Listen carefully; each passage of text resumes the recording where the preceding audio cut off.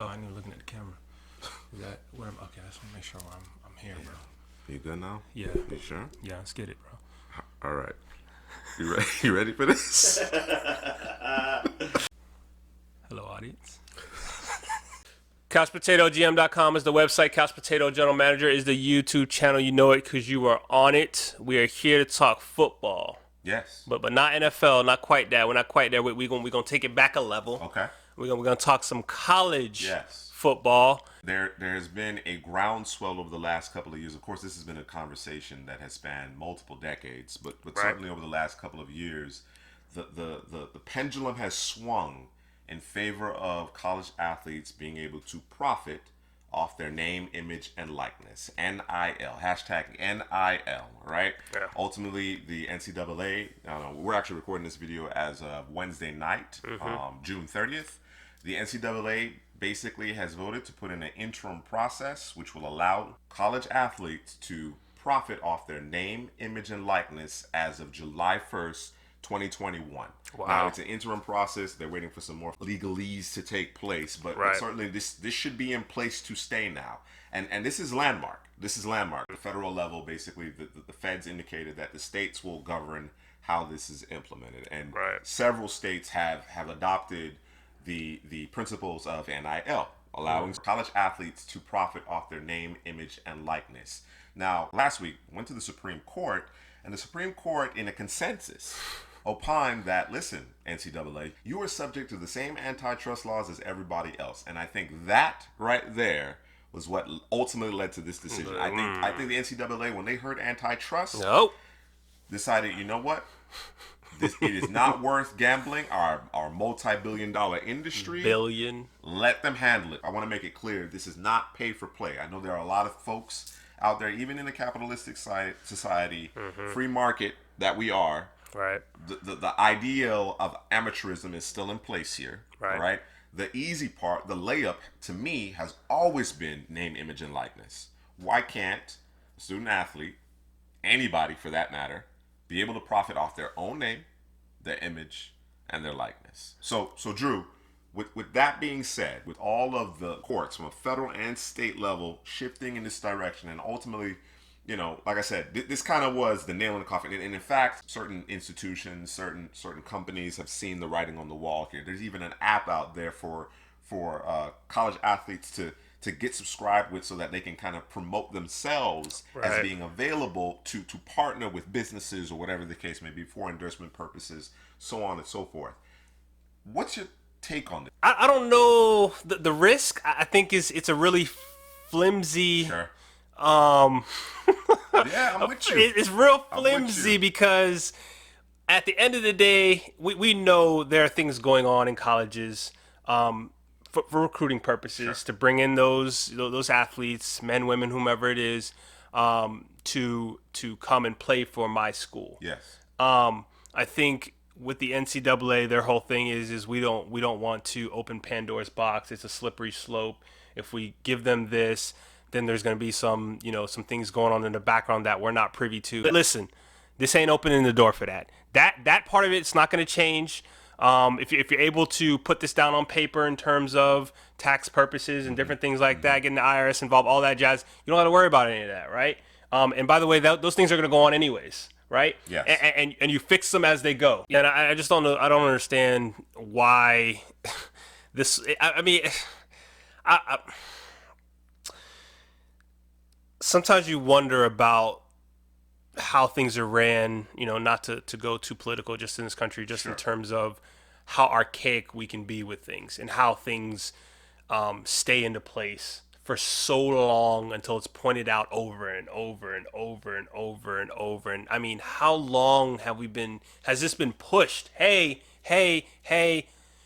we need to get this going. It's more than just awarding these kids a scholarship. I know what it looks like, and I've seen it in terms of college. We both went to college. We've seen it. Friends with athletes, people we ran with in college. We know what it's like. We weren't in the trenches with them, but we were damn near close, Yes. right? And so we know what that looks like. We know what that is to get up at 5 a.m, 4 a.m, 3 a.m, whatever it is, to go do what you need to do, and their day's not over. And and it's to go to practice, go to study hall, Mm-hmm. classes, practice, weight room. Mm-hmm. Like there's so much more things that they do, and they're not getting paid. There's nothing getting put in their pocket for anything extra if they need extra, or in some cases don't have enough food. Sure. You know what I mean? Aaron Foster is a prime example of Yep. that. I mean, it's just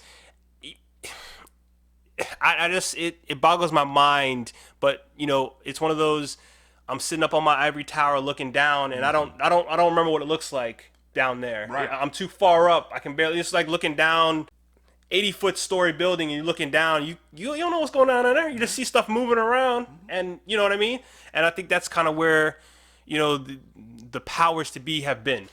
You know, I just, again, we're talking about a capitalistic society, right? A Right. free marketplace, right? Again, I want to reemphasize this ruling, while landmark and certainly makes a ton of sense to you and I, Bro. this is not pay for play. Right. It's not Nope. that whole argument about what about the non-revenue generating sports and are you going to pay them? All of that's out the window. Yep. This is about name, image, and likeness. Right. Okay, which to me has always been the layup. That has always been the easy part. Yeah.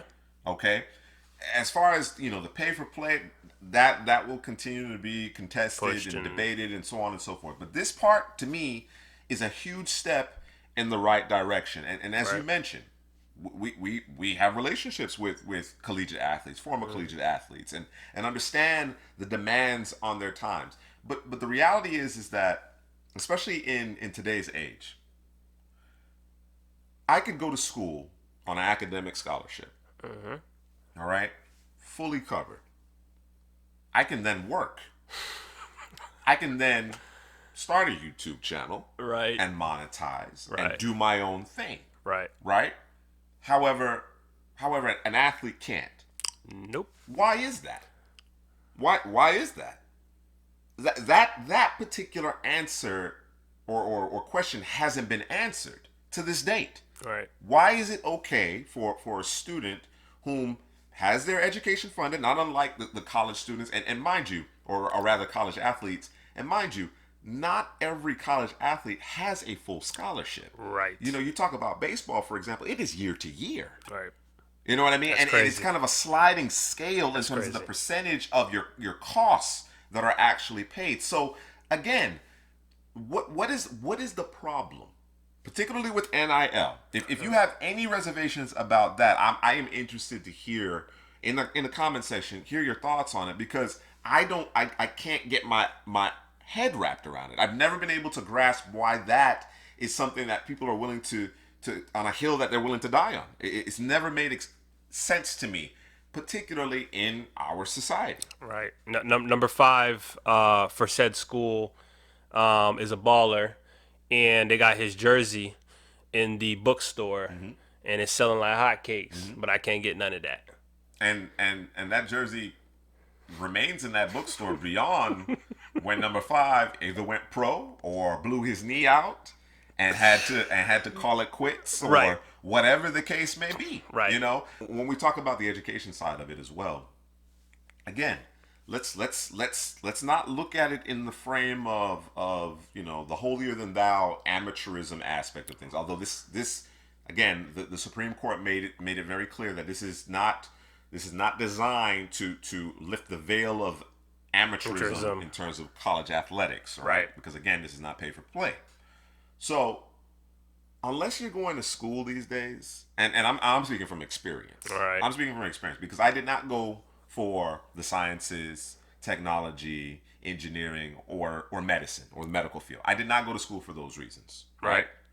Hindsight being 2020, those are the most important reasons to go to college. Unless, of course, you're attempting to get to another level, right? Right. In terms of sports, for example, Right. since that's what we're talking about here, football specifically, right? The general education aspect of things. Explain it to me. Why? It's experience, bro. I suppose, but I do know this. Working in my profession, my current profession, I do know this, right? Every college, whether it be trade school, whether it be 2-year, 4-year university, every single post-secondary education school is in the business of education. Particular emphasis on business. Right. Okay? Every one of these schools is in the business of education. They are making money. Whether they're for profit, not for profit, it doesn't matter. They have and whether or not the fruits of the student population's labor ends up in breakthrough technology or breakthrough medicine, whatever the Right. case may be, that is an excellent byproduct Right. of the business. Right. Okay?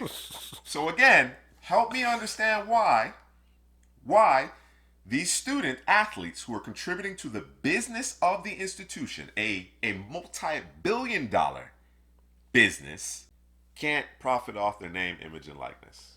Well, that's no longer the case. They cannot. Like, subscribe, comment.